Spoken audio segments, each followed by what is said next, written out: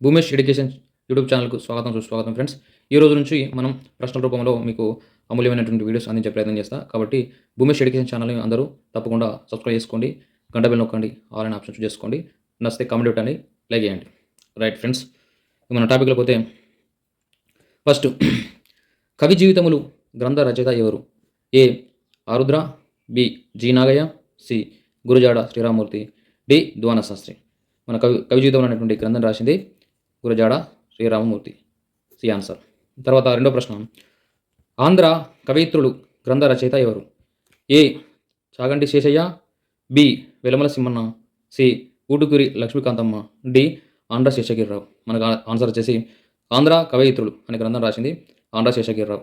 D answer. Andhra Kavayitrulu Andhra Seshagirirao. అని గుర్తుంచుకోండి అట్లా. తర్వాత వచ్చేసి మూడో ప్రశ్న, తొలి తెలుగు పద్యశాసనం ఏది? ఏ. విపర్ల శాసనం, బి. విజయవాడ శాసనం, సి. కొరవి శాసనం, డి. అద్దంకి శాసనం. ఇలా మనకు ఆన్సర్ వచ్చేసి తొలి తెలుగు పద్యశాసనం వచ్చేసి మనకు అద్దంకి శాసనం. D answer. తర్వాత నాలుగోది వచ్చేసి నారాయణ భట్టు పాండిత్యాన్ని తెలుగు శాసనం ఏది? ఏ. మైదవోలు శాసనం, బి. నందంపూడి శాసనం, సి. అన్నూరు శాసనం, డి. కుర్క్యాల శాసనం. మనకు వచ్చే ఆన్సర్ వచ్చేసి నారాయణ భట్టు పాండిత్యం తెలిపే శాసనం వచ్చేసి బి. నందంపూడి శాసనం. ఈ నందంపూడి శాసనాన్ని రాసింది నన్నయ్య. ఐదో ప్రశ్న వచ్చేసి ఈ క్రింది వానిలో శాసన కవి కానివాడు అని అడిగిండు. అంటే చూడండి, కానివాడు అంటే నెగిటివ్లో అడగడం జరిగింది. కాబట్టి మనం ఏ. శ్రీపతి పండితుడు, B. Ayyanna Bhattu, C. సర్వదేవుడు, D వచ్చి చేతన భట్టు. అయితే మనకు ఆన్సర్ వచ్చేసి సర్వదేవుడు. C answer. తర్వాత ఆరోది, తాళవీకరణం ఎక్కువ జరిగే భాష అని అడిగిండు. అంటే A. Kannadam, B. Tamilam, C. Malayalam, D. Telugu. Answer వచ్చేసి డి. తెలుగు. తర్వాత నెక్స్ట్ ఏడో చూడండి, తాళవీకరణం అసలు జరగని భాష అని అడిగిండు. A. Telugu, B. Malayalam, C. Kannadam, D. Tamilam. అస్సలే జరగని భాష కన్నడం. ఇది సి ఆన్సర్. తర్వాత చూడండి ఎనిమిదోది, బెజవాడ శాసనం వేయించిన వారు? ఏ. పాండురంగడు, బి. యుద్ధమల్లుడు, సి. జినవల్లభుడు, డి. చాళుక్య భీముడు. మనకు ఆన్సర్ వచ్చేసి యుద్ధ మల్లుడు. B answer.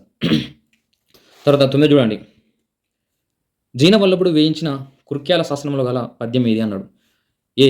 సీసము, బి. ఆడవిలది, సి. కందపద్యం, తర్వాత డి వచ్చేసి ఉత్పలమాల. మనకు వచ్చేసి జీనవల్లభుడు వేసినటువంటి శాసనం ఇది కుర్క్యాల శాసనం. అది వచ్చి అందులో ఉన్నటువంటి పద్యం ఇది కందము, అంటే కంద పద్యాలు. C answer.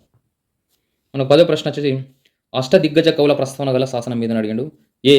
అన్నూరు శాసనం, బి. కందుకూరి శాసనం, సి. ధర్మవరం శాసనం, డి. తిప్పలూరు శాసనం. మనకు అష్టదిగ్గజ కవుల ప్రస్తావన ఉన్నటువంటి శాసనం తిప్పలూరు శాసనం. ఇది 16వ శతాబ్దం, అంటే 16వ శతాబ్దానికి సంబంధించింది. శ్రీకృష్ణదేవరాయలు దీన్ని వేపించడం జరుగుతుంది. తర్వాత 11వ ప్రశ్న, నాగబు అనేటువంటి పదం తొలి తెలుగు మాట అని అభిప్రాయపడిన వారు ఎవరు అన్నారు. ఏ. వేటూరి ప్రభాకర శాస్త్రి, బి. రవ్వ శ్రీహరి, సి. బిరుదరాజు రామరాజు, డి. శాసనాల శాస్త్రి. మనకు ఆన్సర్ వచ్చేసి వేటూరి ప్రభాకర శాస్త్రి. ఏ. తర్వాత వచ్చేసి 12వ ప్రశ్న, శ్రీ కింది వానిలో కన్నడ రత్నత్రయం అని కాని కవి అన్నాడు. అంటే మనకు కన్నడ రత్నత్రయము ఆ ముగ్గురు ఎవరో తెలిస్తే కాని వారో తెలుస్తుంది. కాబట్టి మనకు ఆన్సర్ వచ్చేసి పద్మకవి. కానీ మనకు పంప, పొన్నారన్న ఈ ముగ్గురు కన్నడ రత్నత్రయంగా మనం పిలుస్తాం. తర్వాత వచ్చేసి 13వ ప్రశ్న, పొట్లదుర్తి మాలేపాడు శాసనంలో వాడిన పన్నాస అనేటువంటి ఈ పన్నాస అనే పదానికి అర్థం ఏమని అడిగాడు. ఏ. పన్నుగల భూమి, బి. బంగారం, సి. భూమి, డి. పన్ను లేని భూమి. పన్నాస అనే పదానికి అర్థం పన్ను లేని భూమి. D answer. తర్వాత వచ్చేసి మడికి సింగన్న సకలనీతి సమ్మతము అనే గ్రంథంలో నన్నయ్య కంటే పూర్వుడని ఏ కవిని పేర్కొన్నాడు అని అడిగాడు. A. Narayana Bhattu, B. Pauluru Mallanna, C. Malayarechana, D. Gajankusudu. Answer వచ్చి డి. తర్వాత మనకు 15వ ప్రశ్న వచ్చేసి ఉరుతర పద్యోక్తుల కంటే సరసమే ఎరిగిన జాను తెనుగు అని అన్న కవి ఎవరు అన్నాడు. ఏ వచ్చి మలయరేచన, బి. విమలోడ భీమకవి, తర్వాత సి వచ్చి పాలకూరి సోమనాథుడు, డి. తిక్కన. మనకు ఆన్సర్ వచ్చేసి సి. పాలకూరి సోమనాథుడు. తర్వాత వచ్చేసి 10వ ప్రశ్న, వచించు వేములవాడ భీమన భంగి నుద్దండలీల నొక్కొక్క మాటు అన్నది అని పలికినది ఎవరు అన్నాడు. A. Pingali Surana, B. Atharvanudu, C. Allasani Peddana, D. Srinathudu. Srinathudu అన్న జరుగుతుంది. D answer.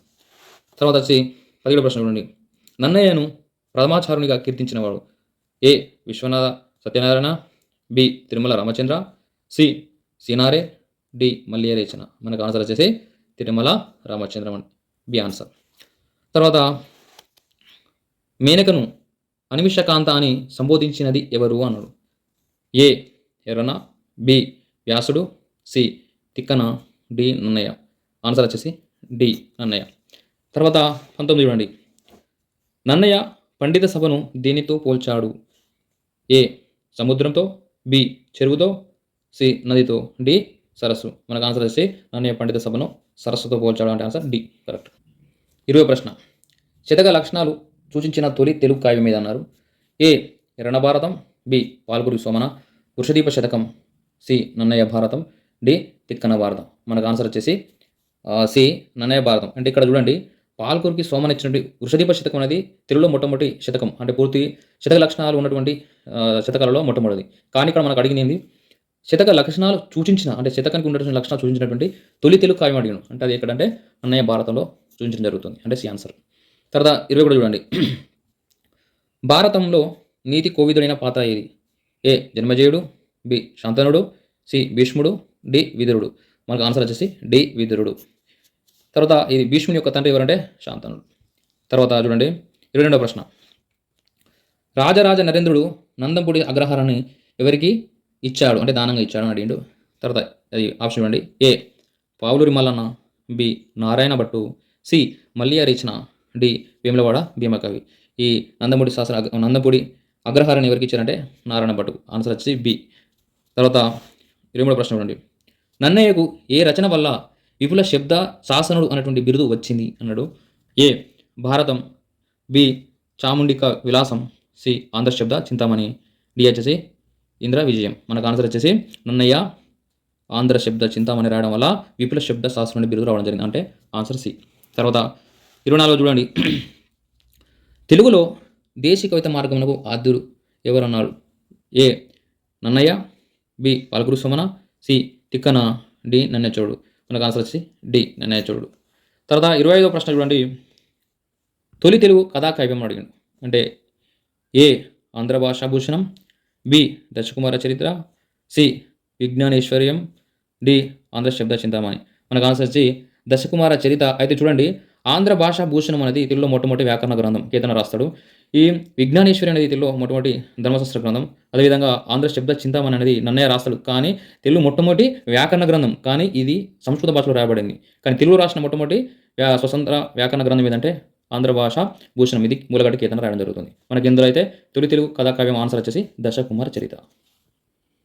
ఫ్రెండ్స్, మీకు ఇలాంటి క్వశ్చన్లు, ఇంకా అద్భుతమైన క్వశ్చన్లు రాబోతున్నాయి. ప్రాజ్ఞానయుగం, శాసన గురించి, అదేవిధంగా నన్నయుగం, ఇలా ప్రతి యుగం గురించి మీకు అద్భుతమైన వీడియోస్ రాబోతున్నాయి. ఇవి డైరెక్ట్ క్వశ్చన్స్. ఇంకా ముందు జతపరచడం అనేటువంటి బిట్స్, డిఫికల్ట్ బిట్స్ ఇవ్వడం జరుగుతుంది. కాబట్టి మీకు నచ్చినట్టయితే మా ఛానల్ని, అంటే భూమేష్ ఎడ్యుకేషన్ ఛానల్ని సబ్స్క్రైబ్ చేసుకోండి, గంట బెల్ నొక్కండి. అదేవిధంగా గంట బెల్ నొక్కిన తర్వాత ఆల్ అనే ఆప్షన్ వస్తుంది, అది చూస్ చేసుకోండి. అట్లా చూస్ చేసినట్టయితేనే మీరు సబ్స్క్రైబ్ చేసుకొని గంట బెల్ నొక్కి ఆల్ అనే ఆప్షన్ చూస్ చేసుకున్నట్టయితేనే నెక్స్ట్ మేము చేయబోయేటువంటి వీడియోస్ మీకు నోటిఫికేషన్ రూపంలో రావడం జరుగుతుంది. ఫ్రెండ్స్, ఇంకేదైనా 4 ఆప్షన్లో ఇంకా మీకు వివరణ ఇచ్చే ప్రయత్నం చేస్తా. వీడియో లాంగ్ అవుతుందని చెప్పేసి సరిపోయి మాత్రమే వివరణ ఇవ్వడం జరిగింది. ఇంకా ముందు జతపరిచేటువంటి దానిలో పూర్తి వివరణ ఉంటుంది, చూడండి, సపోర్ట్ చేయండి. Thank you friends.